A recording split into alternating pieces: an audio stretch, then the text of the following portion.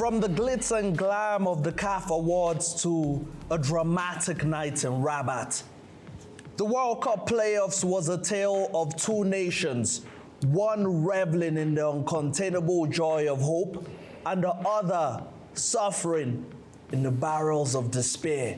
On that serious note, we're going to get into my African diamonds from the World Cup playoffs. Coming in at number 3 is Victor Osimhen. No Victor, no party. The Galatasaray sniper scored a brace against Gabon that gave the Super Eagles a glimmer of hope. However, in the final, a hamstring injury saw him replaced at halftime, and his absence was instantly felt on the pitch. Sorry, Niger, 2030, may you try again, oh. At number 2 is Noah Sadiki. It is outstanding that Noah Sadiki was only signed for a fee of only £50 million by Sunderland. Robbery, a quite novel addition to the Sunderland ranks, has somewhat eclipsed his transfer fee already, and with his unbelievable performance against the Super Eagles in the finals, the likes of Tolu Arokodare and Moses Simon just knew deep down that they will be watching the World Cup from the comfort of their couches. At number 1 this week is Chancel Mbemba.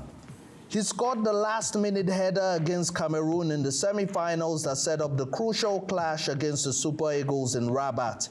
In the final, he then stepped up to score the winning penalty that fired the Leopards into the intercontinental playoffs, where they will face teams from different confederations for the final 2 spots in the World Cup. SC, welcome to today's show. I'm sure you agreed with my diamonds, or did I miss out someone there? No, not entirely. We have to give it to you and say you've got Victor Osimhen in there, quite influential. You've got Chancel Mbemba in there as well, quite interesting. You left out Wan-Bissaka for me, had a brilliant game.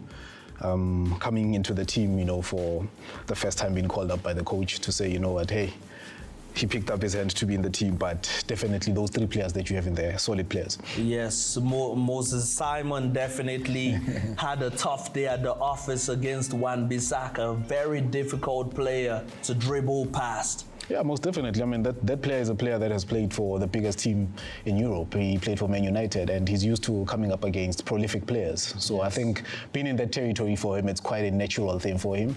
And one would anticipate that he's coming into a DRC technical team that is new, tactical team that is new. It's going to be foreign to him, but it wasn't for him. It was just a natural thing for him to go through the game and pace himself, and I think they did quite well.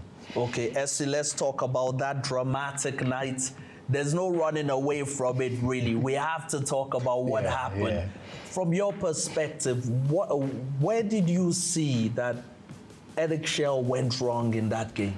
I think psychologically, I don't think Nigeria were pretty much amped up for this match, to be honest with you. They might have gone through the qualifiers in that way when you look at the whole team holistically, from the beginning. You look at that, it then tells you, that it's a team that was not ideally ready to come into these playoffs after they've suffered so much in the qualifiers. And they get into this match against a team that doesn't have big names, but has heart, and they've got grit, and they wanted to win the match, and they solely pushed that, and they showed the character. And for me, Eric Chelle, I've been questioning him, and you know that, and the people at home always know that I've questioned his approach in terms of games. I was waiting for the buckets of water that will be poured on his head in this game, but it seemed like he was more concerned about the voodoo going on the touchline. Look, for me, it's really unfortunate that you score first and then you go on to lose the match through penalties. That's the worst part. And they could have lost the match in regulation time. The chance that Chancel Mbemba gets at the 90th minute, you can clearly tell that they're about to lose that match. And the substitution also of Osimhen, I question that, psychologically again, to come back and say, was he really injured? What was the conversation around that, I mean, yes, it was. If there was any injury that didn't have to do with his hamstring, it's just from carrying Look, at the, end of it, the hopes of a nation. Let's be honest, let's be honest and not walk away from the conversation and say, there's conversations in Nigeria that says he should be the captain. And for me, he should be the captain in the sense that, is he showing it? Is he giving the other players that much energy that's needed? And for me, I think if you want to be a leader, start off by showing you can fight, through the pain. And for me, he doesn't do that for Nigeria a lot. He doesn't fight through the pain. The minute he gets injured, a small thing, he's out. The game before South Africa, Wow. Osimhen pushed himself out of the game. This is you know? harsh. It's not harsh. It's been realistic, you know. And you look at the bench again, and you look at the coach who's there. I've questioned this to say, are the players playing for the coach? No. Are the players playing for the bench? No, they're playing for their own benefit. The names on that team versus the name that DRC has, two different contrasts. So where do the Super Eagles go from here? 2030.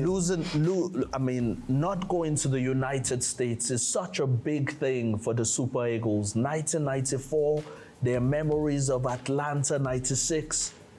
What do you think the NFF need to do differently moving forward, since obviously the government can interfere in football dealings? Let's go back. Look at the leagues in Nigeria. Fix the leagues in Nigeria. Let's get that sorted out domestically before we can even get to the national team. Once you sort that out, then you know that you've got at least the start of the teams that you can get. For instance, these small tournaments that have been played around Africa, you know, you can get a team from the league instead of looking at the European players at first. You know, look at those guys. So development definitely has to do that. Yeah. And again, when you come back, look at the coach, profile the coach thoroughly. You know, is this the kind of guy that would lead the team into what we want the team to be? Realistic in terms of choosing a coach. Don't go choosing a coach because of a profile and say, you know what, a profile of a CV in terms of the qualifications that he has, and say, oh, he's got a UEFA Pro license or a KFB license. No, take somebody who understands football and understands Nigerian mentality in terms of players. And for me, I look at that, I say Eric Chelle needs to vacate that seat. If I were him, I would take that defeat and say, you know what, I've tried my best, let's move on and find the next chapter. And for Nigeria and the federation, find a new coach, find a better technical team for the coach, let the team settle. 2030, it's something that you guys can work on and project on that. Yes, definitely agree with some of those points by SC, but isn't he being too harsh on Eric Chelle? What do you think at home? Definitely engage with us on our social media platforms. I would like to take this opportunity to congratulate the people of DR Congo. It's going to finally happen after 50 years. Africa's firmly behind you.